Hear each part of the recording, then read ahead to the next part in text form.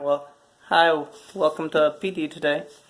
So today we're going to have a great PD today. It's going to be lots of fun. If you couldn't tell, we're talking about communication. So in the example that I just gave, obviously, we're talking about how versus the what you say. So many times we're talking to parents, and we deal with a lot of ESL students in our school, with 80% being from homes that speak a language other than English. And many of these times when English is their second language, they're going to be focusing more on the how of what we say versus the what we say. So today we're going to be focusing on learning how to be aware of the how of what we're saying, how we say things versus the what we say, especially when we're talking to parents. If you look at our slideshow. Alright. Kind of just as we talked about, the how are the nonverbals, and we're going to be getting into that shortly hereafter. Alright.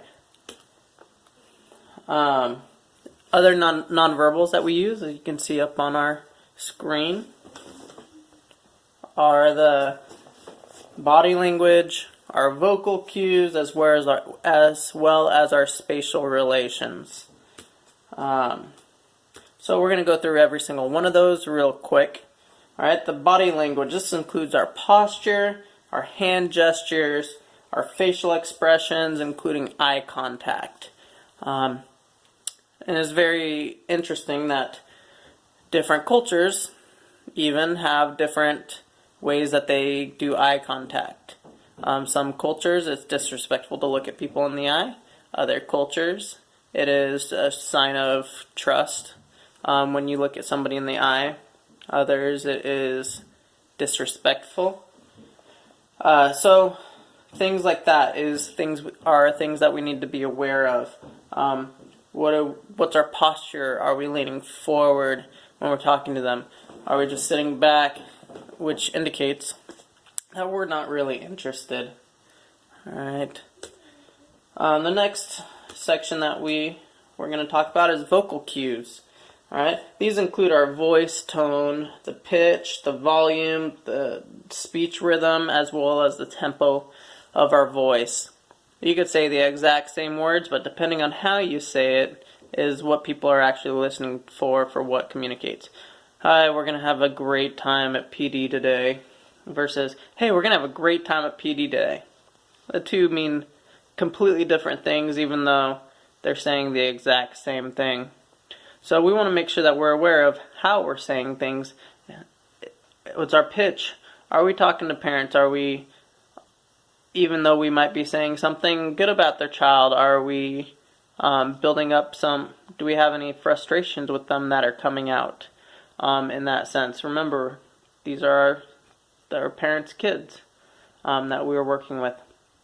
And a lot of times the how is usually more true as to what someone's saying versus the what. So we need to make sure that we really keep in check with the how we say things, right? The last part of the how is our spatial relations. These include how close you're standing to somebody versus how far away. In our cultures, different cultures have different spatial relations. And usually, the closer you are to somebody, the better relationship you have with someone, versus the farther you stand away from them, the less of a relationship you have with them. So that's just something to keep in mind. Are you standing closer? Are they standing farther away from you?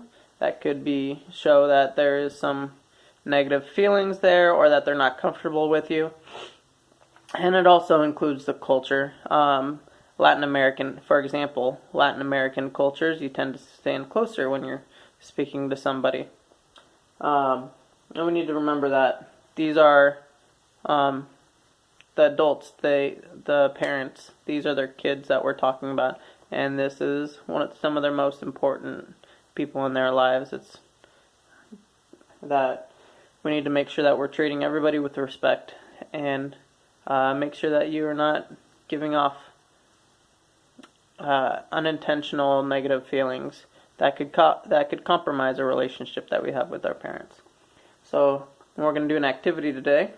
I handed out some papers that have different sayings, and you're going to try and say these things in a different manner that it says on the paper. So, for example, I'm glad to be here.